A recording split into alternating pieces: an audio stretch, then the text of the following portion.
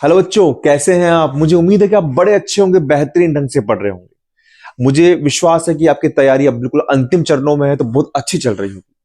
एक बात कहना चाहूंगा कि अभी जो मैं वीडियोस डाल रहा हूं, तो उनको आप दोनों वीडियोस पूरा देखिए। मैं ये देख रहा हूं कि कुछ लोग कुछ वीडियोस नहीं देख रहे हैं, तो अगर आप वन लाइनर देखेंगे तो आपको उसका फायदा नहीं होगा। बेटा, मैं जितनी मेहनत आपके लिए कर रहा हूं, क्योंकि आपका विश्वास ही मुझे प्रेरणा देता है। मुझे लगता है कि मुझे आप लोगों के लिए कुछ करना है, तो आप वीडियो देखें, अधिक से अधिक लाभ उठाएं, और मैं कल परसों तक, यानी इसको कोर्स को खत्म करने के बाद में, आपके लिए मैपिंग के क्वेश्चंस लाऊंगा और काफी चीजें मैं लाने वाला हूं आपके लिए। ठीक है, तो आप यूं ही पढ़ते रहिए और मुझ पर विश्वास रखिए। तो लीजिए, मैं शुरू करता हूं इसको। पाठ नंबर 7, परिवहन एवं संचार, वन लाइनर क्वेश्चन। देखिए, पहला क्वेश्चन क्या है? परिवहन किसे कहते हैं? तो परिवहन का मतलब, इसको आप मानेंगे कि व्यक्ति या वस्तु को एक स्थान से दूसरे स्थान तक ले जाना क्या कहलाता है? परिवहन कहलाता है। और आपको जैसी जैसी शीघ्रता होगी, उस हिसाब से परिवहन के साधन का चयन यहां पर करेंगे। परिवहन के साधनों को चार्ट से समझाइए। तो देखो, परिवहन के साधन जो होते हैं, एक तो होता है स्थल परिवहन, एक होता है आपका जल परिवहन, एक होता है आपका वायु परिवहन। स्थल परिवहन में आपके क्या आएंगे? सड़क मार्ग आएगा, आपका आपका रेल मार्ग आएगा, आपका यहां पर पाइपलाइन आएगा, और साथ में यहां पर पाइपलाइन के साथ में आपके यहां पर जो रोप वे होता है, रज्जू वे होता है, वो भी आएगा। जल परिवहन में आएंगे आपके आंतरिक और सामुद्रिक जो परिवहन होते हैं, वो आपके यहां पर आएंगे। और वायु परिवहन के अंदर क्या आएगा? आपका आपका आएगा इसके अंदर राष्ट्रीय और अंतर्राष्ट्रीय परिवहन। ठीक है, तो ये आपके क्वेश्चन बन रहा है। चार्ट के माध्यम से समझाएंगे तो आपको तुरंत इसमें अच्छे नंबर मिल जाएंगे। विश्व का दूसरा सबसे सड़क जाल कौन से देश में है? वो है हमारे भारत में है, दूसरा सबसे बड़ा सड़क जाल। Next question, grand trunk road किसे कहते हैं? देखिए, ये ग्रांड ट्रंक रोड क्या है? शेरशाह सूरी द्वारा निर्मित, कहां से कहां तक? पेशावर पेशावर आपके सिंधु नदी से सोनार घाटी बांग्लादेश तक का निर्मित मार्ग ग्रांड ट्रंक रोड कहलाता है। और ये भारत में कहां से कहां तक जा रहा है? भारत में ये अमृतसर से दिल्ली और दिल्ली से कोलकाता तक जाता है। तो आई रिपीट, शेरशाह सूरी निर्मित मार्ग पेशावर से लेकर सोनार घाटी बांग्लादेश तक जाता है। भारत में वर्तमान में ये कहां पर है? अमृतसर से दिल्ली NH1 और दिल्ली से लेकर कोलकाता। नागपुर योजना का संबंध किससे है? सड़क से। ये आपका सड़क परिवहन से संबंध है। ये योजना कब आई थी? ये योजना आती है, ये जो की गई थी 1943 से लेकर 1961 तक की योजना थी। इसमें देश को सड़क जाल के द्वारा जोड़ना उद्देश्य था। देश को सड़क जाल द्वारा जोड़ना इसका उद्देश्य था। लेकिन दिक्कत क्या आई बेटा? यहां पर जो रजवाड़े थे, जो राजा थे उस वक्त के, और अंग्रेजों के मध्य सामंजस्य न होने के कारण यह योजना असफल हो गई। रजवाड़े व अंग्रेजों के मध्य सामंजस्य न होने के कारण यह योजना असफल हो गई। नेक्स्ट, 20 वर्षीय योजना कब लागू की गई? 1961 में। इसका संबंध किससे था? इसका संबंध भी सड़क परिवहन से था। और किया क्या गया इसके अंदर? इसके अंदर था कि सड़कों की दशा को सुधारना, इसका उद्देश्य था सड़कों की दशा को सुधारना। और दूसरा यह था कि जो इसकी सड़कों की जो दशा सुधारनी थी, वो विशेषकर नगरों के लिए थी। इसमें ग्रामीण जो क्षेत्र थे वो इससे अछूते थे। ग्रामीण क्षेत्रों में इसमें विकास नहीं किया गया था। नेक्स्ट क्वेश्चन देखिए, सड़कें कितने प्रकार की होती है? सड़कें होती है आपकी NH national highway, state highway, आपकी जिला सड़कें और आपकी ग्रामीण सड़कें, और फिर होती है सीमावर्ती सड़कें। ये आपकी सड़कें हैं और इनके बारे में आप पहले भी पढ़ चुके हैं। बेटा, अगर आप वीडियो देखेंगे तो मैं विश्वास के साथ कह सकता हूं कि जो वन लाइनर क्वेश्चन जो बन रहे हैं हमारे, इससे बाहर आपके छोटे बड़े कोई से भी क्वेश्चन बाहर नहीं जाएंगे। तो आप देखिए, क्योंकि मैं जब आप देखते हैं, आप उसमें कमेंट्स करते हैं, तो मुझे उसके प्रेरणा मिलती है। मुझे लगता है कि आपके लिए मुझे कुछ करना है। नेक्स्ट क्वेश्चन की तरफ बढ़ते हैं।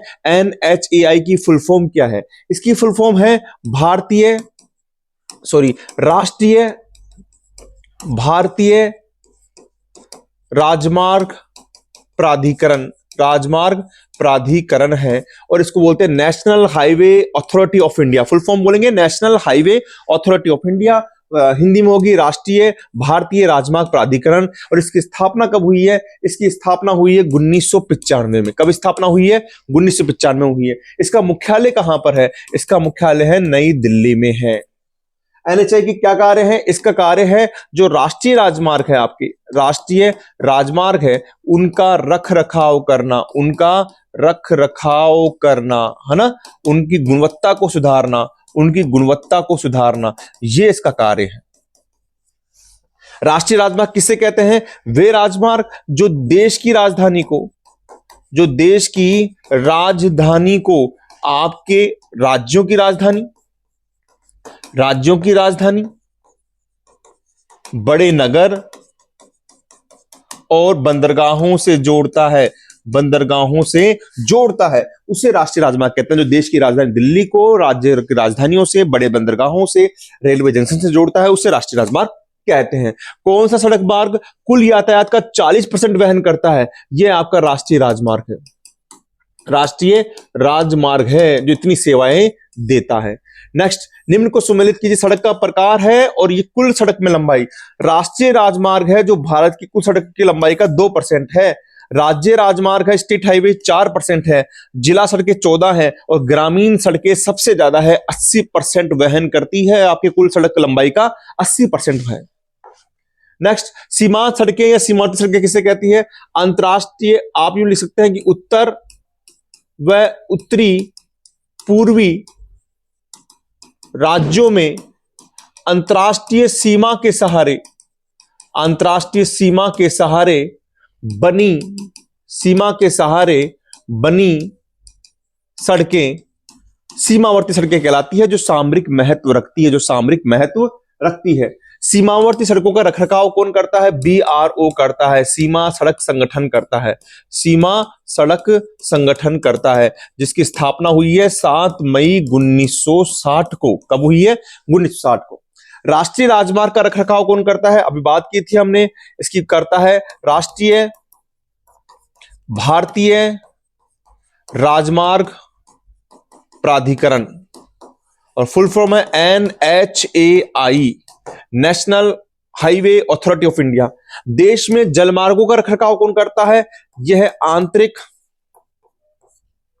जलमार्ग प्राधिकरण, और इसकी स्थापना हुई है 1986 में। भारतीय वायु क्षेत्र में वायु सेवा का रखरखाव कौन करता है? यह है भारतीय वायु प्राधिकरण या इंडियन अथॉरिटी, है ना, एयर अथॉरिटी ऑफ इंडिया। सीमा सड़क संगठन की स्थापना कब हुई? अभी बताया था मैंने, 7 मई 1960 को ही। कार्य क्या है इसका? सीमा सड़क संगठन का, एक तो सीमावर्ती सड़कें बनाना है, दूसरा ऊंचाई पर जो स्थित है, वहां पर ऊंचाई पर जो सड़कें हैं वहां से क्या हटानी है? बर्फ हटानी है। क्या हटानी बेटा? बर्फ हटानी है। ठीक है, ये क्वेश्चन हमने रिपीट हो चुके हैं पहले। विश्व की सबसे ऊंची सड़क कहां पर है? ये सन 2020 में बनाई थी, चीन के पास लद्दाख में बनाई गई थी, और ये बनाई गई थी लद्दाख में। और ये क्या हुआ इसमें? उमलिंग नाम है इसका, उमलिंग ला, जो समुद्र तल से 19,500 फीट की ऊंचाई पर है। ठीक है, नाम क्या है? उमलिंग ला। विश्व की सबसे लंबी राजमार्ग सड़क अटल टनल है। कौन सी है? अटल टनल है, जो जोड़ती किसको है? मनाली को, मनाली को जोड़ती है लाहौल स्पीति से। और लाहौल स्पीति कहां पर है? हिमाचल प्रदेश में है। भारत की प्रथम रेल 1853 में चली थी, मुंबई से ठाणे चली थी, काफी बार आ चुका है, और 34 किलोमीटर है। अगला क्वेश्चन, भारतीय रेल को कितने मंडलों में बांटा गया है? 16 मंडलों में बांटा गया है बेटा, 16 मंडलों में इसको भारतीय रेल को बांटा गया है। नेक्स्ट क्वेश्चन क्या है देखिए, उत्तर पश्चिमी रेलवे मंडल कहां पर स्थित है? ये जयपुर में स्थित है। कहां पर है? जयपुर में है। रेलवे की पटरी चौड़ाई के अनुसार क्या वर्गीकरण है? ये कई बार आ चुका है। एक तो है बड़ी लाइन, एक है आपके पास मानक लाइन, एक है आपके पास मीटर लाइन, और एक है आपके पास में छोटी लाइन। बड़ी लाइन है वो 1.5 मीटर से अधिक है, 1.5 मीटर से अधिक है। मानक लाइन 1.44 मीटर की है, ये 1 मीटर की है, ये 0.74 मीटर की है। ये कई बार आ चुका है। जिनमें से मानक लाइन कहां पर है? मानक लाइन जो है वो ब्रिटेन के अंदर, कहां पर? ब्रिटेन में ज्यादा इसकी लंबाई है, ब्रिटेन में ज्यादा है। ठीक है, ब्रिटेन में। ब्रिटिश उपनिवेशवाद में भारत में रेल का क्या विकास हुआ है? ये बात हो चुकी है कि ब्रिटिश उपनिवेशवाद में रेल का क्या हुआ है कि रेलों को नगरों, कच्चे माल के स्रोतों,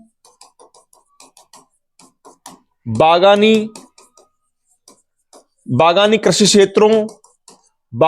क्षेत्रों, बंदरगाहों व छावनी क्षेत्रों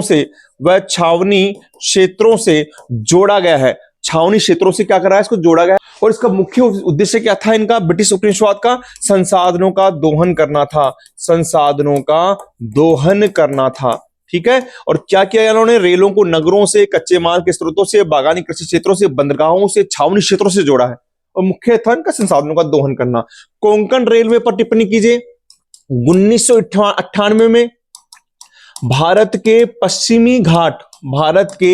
पश्चिमी घाट में रेल का विकास करना था। 760 किलोमीटर लंबी है। और इसमें किसको जोड़ा गया है? इसमें महाराष्ट्र के रोहा को जोड़ा है, गोवा से होते हुए मैंगलोर जो कहां पर है? कर्नाटक के अंदर है, वहां तक इसको जोड़ा गया है। अगर आप थोड़ा सा नक्शे के हिसाब से बनाएंगे तो ये आपका रोहा हो गया, ऐसा करेंगे, ये आपका गोवा हो गया और ये आपका मंगलोर हो गया। इस हिसाब से जोड़ेंगे। 760 किलोमीटर है। 1998 में इसको बनाया गया था। एशिया की सबसे लंबी रेलवे सुरंग किस मार्ग पर है? वो इसी रेलवे मार्ग पर है, कोंकण रेलवे है जो लगभग 9.5 किलोमीटर लंबी है। भारत में सर्वप्रथम कब और कहां मेट्रो ट्रेन का शुभारंभ किया गया? यह किया गया 20 अक्टूबर 1984 में। और कहां किया गया है? कलकत्ता में किया गया है। और अगर हम भारत की बात मतलब दिल्ली की बात करें तो दिल्ली में 2002 में मेट्रो ट्रेन का शुभारंभ किया गया है। नेक्स्ट देखिए, भारतमाला सड़क कार्यक्रम से आप क्या समझते हैं? ये सड़कमाला क्या है? भारतमाला से स्पष्ट है कि तटीय क्षेत्रों में ये छोटे नगरों, बंदरगाहों, पर्यटकों व धार्मिक क्षेत्रों को जोड़ने की योजना है। धार्मिक क्षेत्रों को जोड़ने की योजना है। अगर आप नक्शे को यूं देखेंगे तो इस तरीके से है।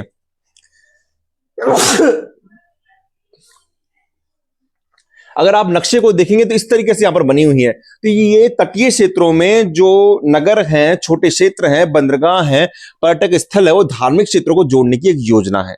भारतमाला सड़क कार्यक्रम को कब पूरा करने का उद्देश्य है? 2022 तक इसको पूरा करने का उद्देश्य है। नेक्स्ट क्वेश्चन क्या है? जल परिवहन के क्या क्या लाभ है? पहला तो ये क्या है? सबसे सस्ता साधन है। दूसरा, ये लंबी दूरी को तय करता है, लंबी दूरी को तय करने के लिए सही है। तीसरा, यहां पर क्या है? भारी सामान जो है वो उसका वहन किया जा सकता है। चौथा, यहां पर घर्षण नहीं है तो ऊर्जा कम होती है तो खपत भी कम होगी। घर्षण नहीं होगी तो ऊर्जा नीचे होगी तो खपत भी कम होगी। और सड़कों के रखरखाव यानी मार्ग के रखरखाव की भी कोई आवश्यकता नहीं होती है। वर्तमान में आंतरिक परिवहन या अंतरस्थलीय जलमार्ग के सामने क्या क्या समस्या है? पहली समस्या तो क्या है कि सड़क व रेल मार्ग से क्या करनी पड़ रही है? इनको प्रतिस्पर्धा करनी पड़ रही है, बहुत प्रतिस्पर्धा करनी पड़ रही है। दूसरा क्या है इनके लिए कि यहां का जो जल है, नहरों का या फिर नदियों का, उसको हम किस में काम ले रहे हैं? सिंचाई में काम ले रहे हैं। और सिंचाई में काम लेने के कारण जल जो है वो कम पड़ जाता है। तो यहां पर आंतरिक जो जल परिवहन है उसको धीरे धीरे वो काम में नहीं आ रहा है। भारत में कितना लंबा जलमार्ग है? यहां पर है 14,500 किलोमीटर है। लेकिन इतना लंबा होने के बाद भी ये केवल 1% जो हमारा परिवहन के साधन है उसमें काम आता है। NH1 जलमार्ग कहां से कहां तक जाता है? ये जाता है आपके इलाहाबाद से पटना, पटना से ये फरक्का, ये टुकड़ों में है, और फरक्का से ये है आपके हल्दिया, और किस पर है, ये गंगा नदी पर है। NH3 जलमार्ग किन नहरों को जल प्राप्त करता है? NH3 जो जलमार्ग है वो जाता है कोट्टापुरम से केरल। पहला तो ध्यान रख लीजिए, कोट्टापुरम से कोलम, कोलम से कोट्टापुरम से कोलम, दोनों केरल में है, और ये करता है चंपाकारा नहर से। दूसरा आपके पश्चिमी तट नहर से जल प्राप्त करता है, और तीसरा करता है ये उद्योग मंडल नहर से जल प्राप्त करता है, उद्योग मंडल नहर से जल प्राप्त करता है। NH4 जलमार्ग किन नदियों में है? पहली बात, ये कहां से है? ये काकीनाडा यानी आंध्रा में से लेकर पांडिचेरी के बीच में है, और ये जल प्राप्त करता है आपके गोदावरी व कृष्णा नदी से जल प्राप्त करता है। NH5 जलमार्ग कितना है? NH5 जलमार्ग कितना है? NH5 जलमार्ग किन नदियों से जल प्राप्त करता है? तो ये जो जलमार्ग है ये करता है आपके यहां से उड़ीसा से पश्चिम बंगाल, उड़ीसा से पश्चिम बंगाल तक ये आपके जल प्राप्त करता है, चलता है, और ये जल प्राप्त करता है महानदी, महानदी के साथ में ब्राह्मणी नदी, और ब्राह्मणी से निकल मताई नदी। कौन सी नदी? मताई नदी तक जल प्राप्त करता है। अगला क्वेश्चन देखिए, भारत में कितने राष्ट्रीय जलमार्ग हैं? और भारत में कितने राष्ट्रीय जलमार्ग पढ़े थे अपन ने? 5 है। कितने हैं? 5 है। ठीक है। नेक्स्ट क्वेश्चन, केरल की वेम्बनाड झील जो है, केरल की वेम्बनाड झील किस खेल के लिए प्रसिद्ध है? यह है नौकायन खेल के लिए, और इस नौकायन खेल को अपन क्या कहते हैं? नेहरू ट्रॉफी भी कहते हैं। क्या कहते हैं? नेहरू ट्रॉफी भी कहते हैं। भारत में कितने प्रमुख बंदरगाह है? 12 है जी। कितने हैं साहब? 12 हैं, 12। अच्छा, निम्न बंदरगाह को राजस्व सम्मिलित कीजिए। कांडला को कीजिए गुजरात से, हल्दिया को कीजिए पश्चिम बंगाल से, विशाखापट्टनम आंध्र प्रदेश, और मार्मोगोआ गोवा से है। मार्मोगोआ गोवा से है। किस बंदरगाह में लोहा अयस्क ईरान को निर्यात किया जाता है? मार्मोगोआ से बंदरगाह को, लोहा अयस्क को ईरान को निर्यात किया जाता है। भारत का सबसे पुराना बंदरगाह कौन सा है? कोलकाता बंदरगाह है। देश का प्रथम कृत्रिम बंदरगाह कौन सा है? कृत्रिम बंदरगाह कौन सा हो गया आपका? चेन्नई बंदरगाह। कौन सा हो गया? चेन्नई बंदरगाह जो है वो भारत का सबसे पहला कृत्रिम बंदरगाह है। भारत में वायु परिवहन की शुरुआत कब हुई थी? 1911 में हुई थी, और ये हुई कहां से है? ये आपके इलाहाबाद से नैनी तक हुई थी, और नैनी कहां पर है? उत्तराखंड में है। नैनी कहां पर है? उत्तराखंड में है, इलाहाबाद से नैनी तक। वायु परिवहन का राष्ट्रीयकरण कब किया गया था? 1953 में किया गया था, जिसमें ऑल इंडिया एयर इंडिया और इंडियन एयरवेज को मिलाकर एयर इंडिया बना दिया गया था। पवन हंस कंपनी किन क्षेत्रों में काम करती है? पहली तो ये हेलीकॉप्टर सेवा है। ये कौन सी है? हेलीकॉप्टर सेवा है। और दूसरी बात यह है कि ये पर्यटक क्षेत्रों के लिए, पर्यटकों के लिए पहाड़ी क्षेत्रों में कार्य करती है, पहाड़ी क्षेत्रों में कार्य करती है। और दूसरा ये क्या करती है? आपके जो तेल जो आपके आते हैं, यानी जो आपके तेल उत्पादक क्षेत्र हैं, वहां पर भी काम करती है ये। ठीक है। OIL के कार्य बताइए। पहले इसकी फुल फॉर्म होती है ऑयल इंडिया लिमिटेड, और इसकी स्थापना भी 1959 में हुई थी। इसका कार्य क्या है? प्राकृतिक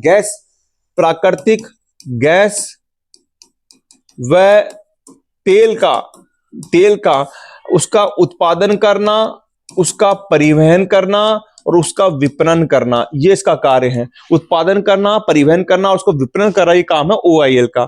देश की प्रथम देश पारी पाइपलाइन कहां पर है? यह है नहरकटिया असम से और आपके बरौनी बिहार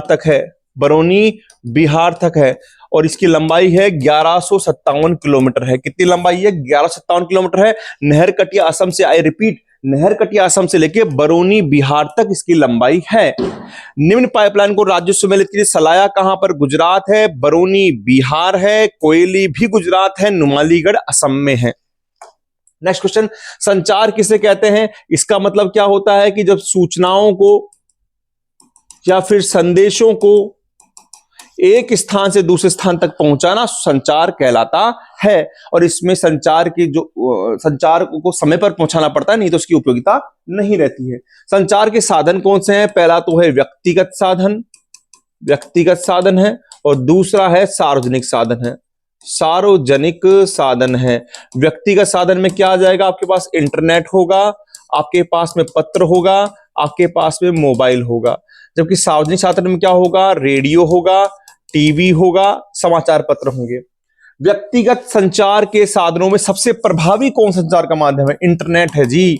इंटरनेट के द्वारा, व्हाट्सएप के द्वारा, ईमेल के द्वारा अपनी सूचनाओं को आप कहीं पर भी भेज सकते हैं। ई मौद्रिक, ई लर्निंग का काम कर सकते हैं। रेडियो का प्रसारण कब किया गया था, 1923 में किया गया था, है ना। रेडियो बॉम्बे, इसका जो था वो था radio club of Bombay. Club of Bombay में, बॉम्बे की कंपनी थी, उसके द्वारा रेडियो का प्रसारण किया था 1923 में, और 1930 में इसको सरकार ने अपने अधीन में ले लिया था। निम्न में से असत्य कथन बताएं। 1936 में ऑल इंडिया रेडियो का नाम दिया गया था, बिल्कुल सही है। 1957 में रेडियो का नाम दूरदर्शन कर दिया गया था, यह भी सही है। टीवी सेवा का प्रारंभ 1980 में किया गया था, नहीं 1959 में किया गया था। टीवी सेवा का प्रारंभ 1959 में किया गया था, और 1976 में टीवी को ऑल इंडिया रेडियो से अलग करके दूरदर्शन के नाम में पहचान दी थी, यह भी सही है। भारत की उपग्रह प्रणाली के उद्देश्य के आधार पर कितने भागों में बांटा गया है, 2 में। एक तो है इनसेट और एक है आपका IRS। इनसेट क्या है, यह है आपका Indian national satellite, Indian national satellite, Indian national satellite है ना। और इसकी स्थापना की गई थी 1983 में की गई थी, और इसका काम क्या है, दूरसंचार व मौसम की जानकारी देना। दूरसंचार व मौसम की जानकारी देना किसका काम है, आपके इनसेट का काम है। IRS, इसका मतलब है Indian remote sensing, Indian remote sensing इसका नाम है, फुल फॉर्म। इसका काम हुआ था 1988 में हुआ था, और यहां रूस के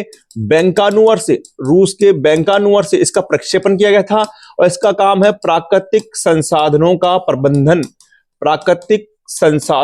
प्रबंधन इसका कार्य है ना। तो इंडियन रिमोट सेंसिंग। PSLV की फुल फॉर्म क्या है, polar satellite launch, L for launch vehicle. GSLV की फुल फॉर्म है जियो सैटेलाइट लॉन्च व्हीकल, ठीक है। NRSC की फुल फॉर्म क्या है, इसका है नेशनल रिसर्च सेंसिंग सेंटर।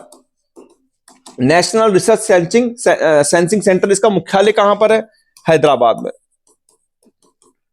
इसके कार्य क्या है, पहला कार्य तो क्या है इसका पहला कार्य है आपके पास में कि आपके पास में भू स्टेशनों की स्थापना करना है। भू स्टेशनों की स्थापना करना है आपकी पृथ्वी पर। दूसरा काम है कि उपग्रहों के माध्यम से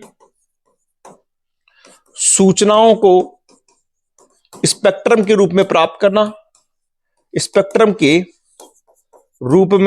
करना, तीसरा है सूचनाओं को उपभोक्ताओं तक पहुंचाना। मतलब पहला काम तो क्या हो गया, सैटेलाइट जो है उपग्रह के द्वारा सूचनाओं को लेना, भू स्टेशन तक पहुंचाना, भू स्टेशन की स्थापना करना, सूचनाओं को उपभोक्ता तक पहुंचाना। और चौथा है प्राकृतिक संसाधनों का संरक्षण करना या उसका प्रबंधन करना। नेक्स्ट क्वेश्चन क्या है, इसरो की फुल फॉर्म क्या है, तो इसकी फुल फॉर्म है इंडियन स्पेस रिसर्च ऑर्गेनाइजेशन, और इसका मुख्यालय कहां पर है, बेंगलोर में है। कहां पर है, बेंगलोर में है। और इसकी स्थापना हुई थी 15 अगस्त 1962 में हुई थी। तो Indian space research organisation ISRO की फुल फॉर्म है। तो बेटा ये चैप्टर आपका पूरा हो गया है। इस चैप्टर में कुछ काफी नाम थे, इसरो था, NRSC था, इनसेट था, IRS था, इनकी फुल फॉर्म याद करनी है और उस चैप्टर को दोबारा आपको देखना है। आप जब पहले आप पूरा वीडियो देखेंगे फिर वन लाइनर करेंगे तो आपको काफी जो आपकी समस्या वो सॉल्व हो जाएगी। ठीक है बेटा, मैं आपको मिलता हूं अब नेक्स्ट वीडियो के साथ में। आप यूं ही पढ़ते रहिए, आगे बढ़ते रहिए। थैंक यू बेटा।